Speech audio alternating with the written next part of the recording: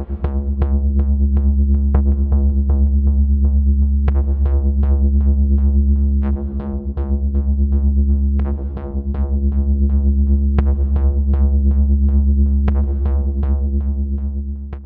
folks, I'm Spencer, and on today's episode of Cult Mania we're looking at Shin'ya Tsukamoto's Gemini from 1999. Just a little heads up, if you notice a little black box or something at the bottom of the trailer clips, it's because there were some quite spoilery subtitles, so I've tried to block those out. I'm sorry if you can speak Japanese, because apart from muting the clips there's nothing I can do about the actual dialogue. Sorry. Many people will know Tsukamoto's name from his debut feature, Tetsuo the Iron Man, which to be honest probably deserves its own little video on here at some point. Gemini was his sixth film, a much sort of quieter, much moodier film than the sort of kinetic barrage that is something like Tetsuo or Tokyo Fist. This was also his first film venturing out of modern urban settings, taking him into period settings of Japan's Meiji era. Gemini takes its inspiration from a story by Edogawa Rampo. The film follows Yukio, played by Masahiro Motoki. He's a former military doctor who's now taken over the job of the local physician from his father. He's recently married to Rin, a mysterious woman who's got amnesia and lost her family, as far as you can tell, in a fire. While Yukio and his family live in a rich, quite large house, they don't live too far away from a plague-ridden slum. Yukio's parents especially have a prejudice against these people and even believe that Rin may have once been one of them. But just as Rin starts to actually win them over, Yukio's parents are slaughtered by a bedraggled man who has the face of Yukio. And to be honest, this guy has one of the best entrances in any film. The film starts out very much feeling like a horror film. Tsukamoto's actually said that he didn't go out to make a horror film, but the early sequences are really, really creepy. But as the plot sort of starts to kick in, it starts to take on much more of a mystery or thriller style. Actually, I think it's got quite a lot of sort of gothic romance going on in there as well. The film is predominantly a three-hander, with two of those roles being taken up by one actor. And I do think that Motoki has a fantastically cinematic face, and he does manage to balance playing these two different characters incredibly well. Rin is also a really fascinating character. She's played by actress and model Rio, and I don't know, she just manages to perfectly balance this sort of mysterious element. You can't quite trust her, but you have a lot of sympathy and empathy for her, and I think that balance is really important to why Gemini seems to work so well. Overall, all the performances in the film are really solid, you know, top bombing stuff. It does feel quite strange actually not seeing Tsukamoto in this film. He's in nearly all of his other films in a major acting role, so it's quite strange that he's not here. Tsukamoto's films have always laid out their themes and their ideas right out in front. You know, they are incredibly obvious what these films are about. I mean, here Tsukamoto is once again dealing with probably his favourite theme of metamorphosis. It's in all of his films prior, it's in pretty much all of them since. But I think here he's dealing much more with a sort of class divide. Like I said, you have Yukio's family living in this big house, and then you have these horrendous slums where sort of sickness spreads so easily. And I think it's, you know, it's really clear whose side you're supposed to be taking on this, but it never feels too preachy. It is a good film first, and a sort of political message second, but it's a political message that you can't help but notice. This film looks absolutely incredible. I mean, it has perfectly managed to mix Tsukamoto's usual style. I mean, I knew it was his film from the opening frame, but it also manages to feel quite striking and unique in terms of his other works. I mean, it's quite strange because Gemini is sandwiched between Bullet Ballet, which is black and white, and A Snake of June, which is this sort of black, white and blue.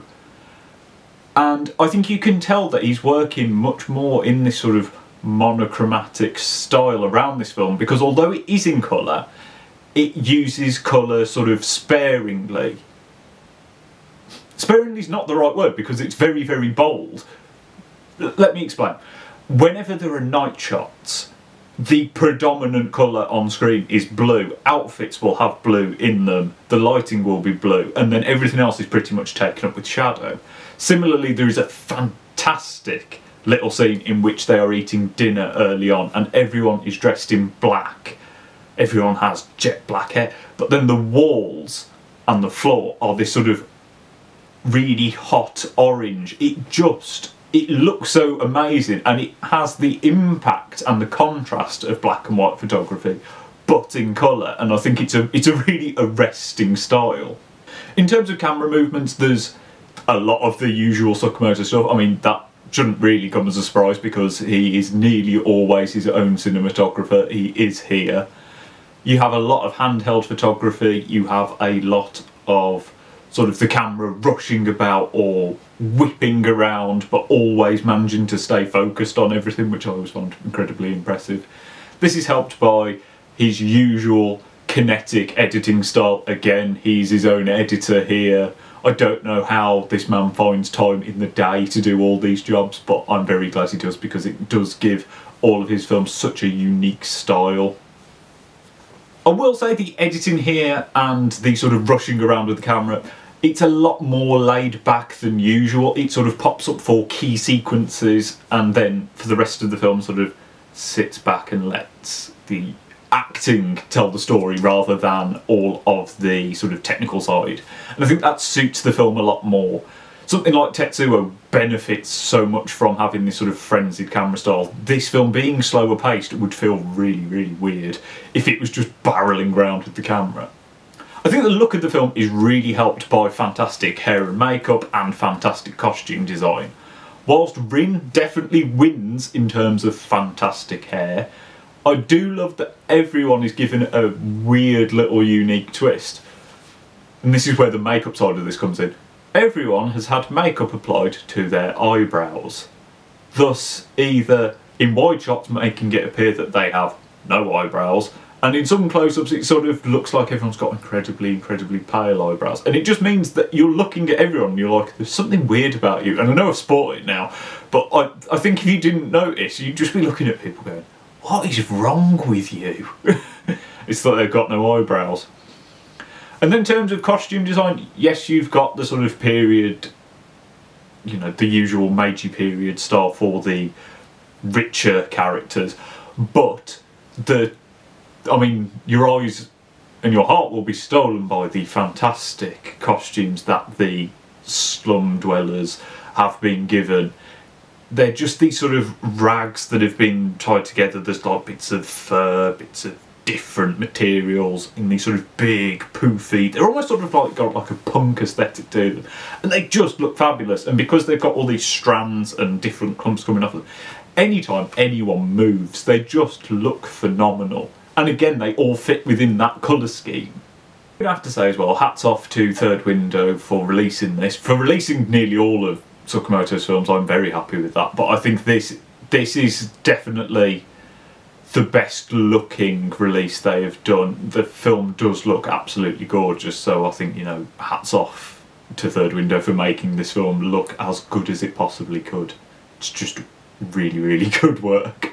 The soundtrack for the film was composed by long-term Tsukamoto collaborator Chu Ishikawa, and I think whilst you can definitely get hints of Ishikawa's sort of industrial style that has fed so much into Tsukamoto the films and is such a defining part of them, it's a lot more scaled back. There was only really one track that I thought definitely had his stamp on it. I mean, the main theme for the film is this sort of weird double layer of chanting, but there's this weird artifice to it. I think it's because it's a sample that's being repeated, so it's always exactly the same, and it's really off-putting. It genuinely from the start sort of puts this unsettled tone on it. I think that's part of why the film feels so much like a horror film to start with. It's because you're like, ugh, this sound is horrible. Then, like, as we go further into the film, you get more sort of traditional strings that feel more thriller-oriented. Overall, I think the soundtrack always fits. It's a very disparate score, it's very strange, but it always seems to gel up perfectly with what you're seeing on screen. I just think if you were listening to it as an album, it would feel really quite sort of what am I listening to? It doesn't sound like it should work, but it does. I have to say, I had a fantastic time watching Gemini. I mean, Tsukamoto, in a recent interview, said that he classes his films always as cult entertainment, and I think that perfectly sums up, I mean, it does perfectly sum up most of his films, but Gemini especially. It has these sort of weird cult movie aspects, you know, the strange makeup, some of the weirder camera work, or the sort of overzealous style, but it's really entertaining. It has a really solid story, it has really, really good acting, there are plenty of plot twists. It just perfectly feels, it feels like the sort of cult movie that you could show someone who's not necessarily super interested in this sort of thing, and they would enjoy it for the story, but would also probably get a lot out of the ridiculous cinematography because it's just so good. I have to say, while I was watching this, I actually thought this would make a fantastic stage play. It has a very theatrical style to it. I think because it's so much more character driven, it has a limited variety of sets. I don't know, it just had this very classic quality. I mean this as 100% as a positive thing. It just seems to work in this very sort of traditional way, despite having these more modern, strange cinematic tendencies. It's this perfect melding of the two. Overall, in terms of Tsukamoto's work, I think this is one of his best. That could be because all of his other films I've seen multiple times, this is still like fresh and new. But I think it stands out. It's just that bit different because it's that little bit more sedate, and because, I mean, there is no technology in the film. I mean, on screen, obviously, you know, it's filmed on technology. It just feels different. It's nice to see him playing around with some different ideas. He doesn't feel restricted by, oh, I've got to do all the cyberpunk stuff that was in Tetsuo, or I've got to go on and on about urban decay. He's sort of free to tell a story however he wants it, and I think that's really cool, especially if you are a fan of his work. Overall, I mean, if you're a Tsukamoto fan, watch it. You probably already have. But if you like cult movies, watch it. I think this will appeal to a broader audience than some of his other work. I would recommend this to most people because it's just a good story. It's a really engaging story. So go and watch it. But as always, that's just my opinion. Have you seen Gemini? Are you a Tsukamoto fan? Let me know down in the comments. Like and subscribe so you don't miss any more videos, and I'll see you next time.